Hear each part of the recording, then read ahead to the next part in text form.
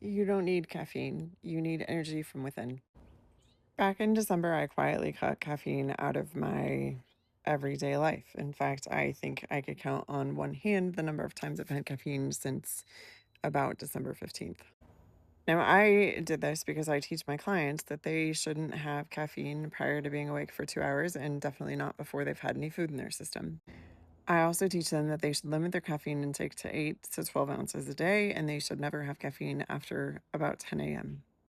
I don't have a problem with caffeine. I've cut it out cold turkey several times and never had any of the withdrawal symptoms. And you can get caffeine withdrawal. I have seen it happen. It comes with headaches, nausea, vomiting, tremors, um, inability to speak after a certain time of day. It can come with the shakes. It can come with the sweats. It can come with diarrhea. It can come with all of that.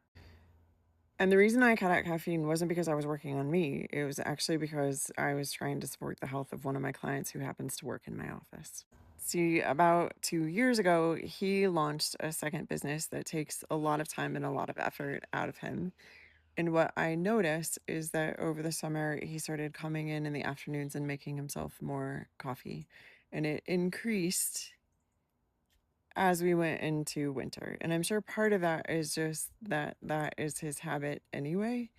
But as somebody who spent 90 days asking this person to remove caffeine from their diet entirely, and then him realizing when he added caffeine back in, he actually had more afternoon fatigue, um, I felt like, well, I don't need the caffeine. I know I don't need the caffeine. I'm not addicted to the caffeine. I can do this to help him.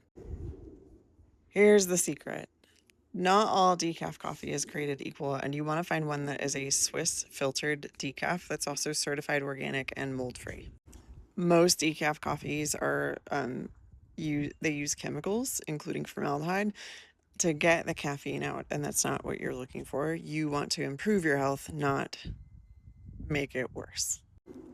And why do I tell my clients that they shouldn't have caffeine if they don't have food in their system? Well, honestly, to restore your metabolism, you need 30 grams of protein within the first hour that you're awake, and you need to do 30 minutes of light movement like a walk.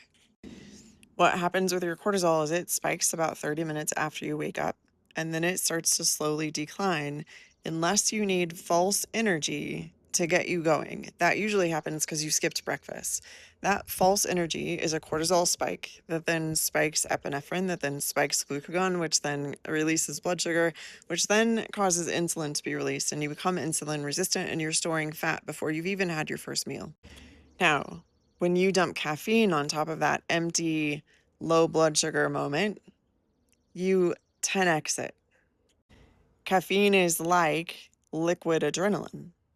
So if you're taking it in and you don't have any food in your system, you've just made yourself even more insulin resistant.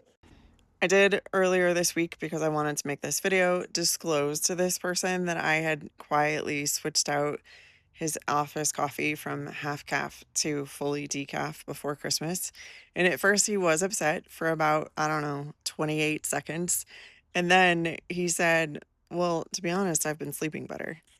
If you're looking for more tips on how to improve your metabolism, and you want to work with somebody who's been helping people restore their metabolism since 2014 with simple, easy, everyday hacks, there's a link below.